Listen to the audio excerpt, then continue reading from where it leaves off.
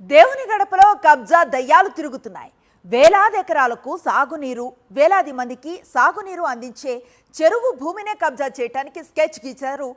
కూటమి అధికారంలో ఉండటంతో పాలక పక్షమైన టీడీపీ నేతలే స్థానిక ఎమ్మెల్యే అండదండలతో కబ్జాకు తెగబడ్డారు. చిత్రంగా ఈ కబ్జాను టీడీపీకి చెందిన స్థానిక నేతలే అడ్డుకొని అధికారులకు ఫిర్యాదు చేశారు.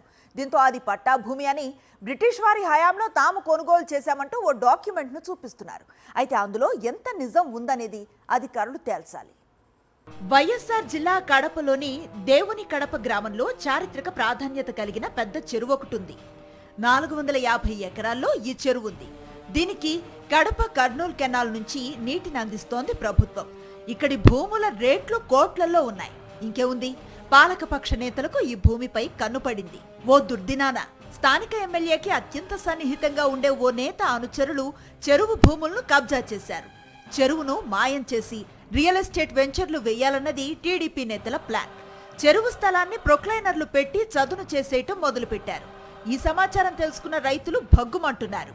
వేలాది ఎకరాలను సస్యశ్యామలం చేసే చెరువు జోలికి వస్తే చూస్తూ ఊరుకోమని వారు హెచ్చరిస్తున్నారు. కబ్జాకోరుల వ్యవహారాన్ని అధికారుల దృష్టికి తీసుకువెళ్లారు రైతులు, నీటి సంఘాల అధ్యక్షులు. 480 ఎకరాల చెరువు ఉంటే దాని భూ ఆక్రమణ అందరూ చేసి ప్లాట్లు వేసుకుంటూ మట్టి తోలుకొని కమర్షియల్ కింద చేసి అమ్ముకోవాలని చూస్తున్నారు. దాన్ని ఎంఆర్ఓ ఆఫీస్కు ఒక లెటర్ ఇచ్చాము, కమిషనర్కు లెటర్ ఇచ్చాము. అంతా సర్వే చేసి దీన్ని ఎత్తివేయాల్సిందిగా కోరుచున్నాము.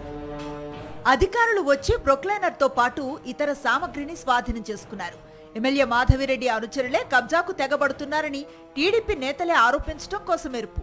ఫిర్యాదుల దాకా వెళ్లటంతో ఈ భూమిని తాము 83 ఏళ్ల క్రితమే కొనేశామంటూ కబ్జాకోరులు ఓ డాక్యుమెంట్ను కూడా పుట్టించారని, అయితే అందులో సర్వే నెంబర్లు సరిగా లేవని టీడీపీ నేత కృష్ణారెడ్డి ఆరోపిస్తున్నారు.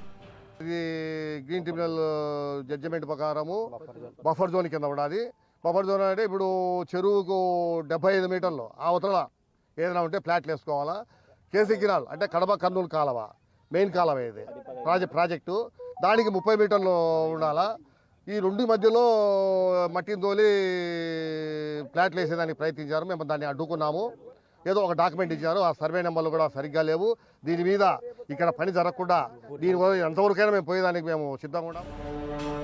కబ్జాకోరులతో అధికారులు కుమ్మక్కై చెరువును భోంచేయాలని చూస్తే మాత్రం తాము సహించేది లేదంటున్నారు రైతులు. ఎప్పుడో 1942లో ఈ భూములు కొన్నామన్న డాక్యుమెంట్ ఫేక్ డాక్యుమెంటే అని వారంటున్నారు.